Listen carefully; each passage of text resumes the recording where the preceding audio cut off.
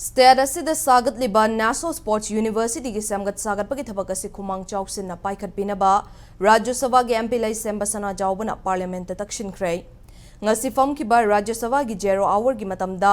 National Sports University ki wafam pukhat laduna MPS na Games and Sports ki hiramda Manipur na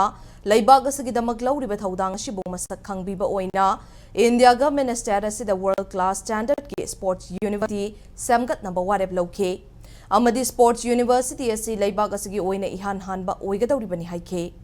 Prime Minister Narendra Modi na kumja lisinganiga taraga tareta NSU gi bill puthokpiduna kumja lisingani taragani panda form kiba parliament na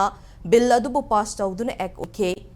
University asi sanabagi matik chaba mafam fanglaba matungda hauzik sem sabagi thabagasi yamna tapna paikhatle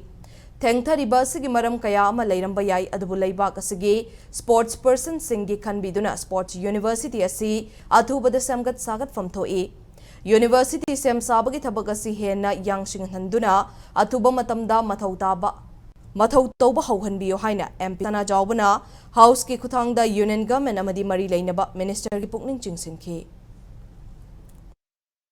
In recognition of Manipur's contribution in games and sport, the government of India has taken a historic decision for the establishment of a national sports university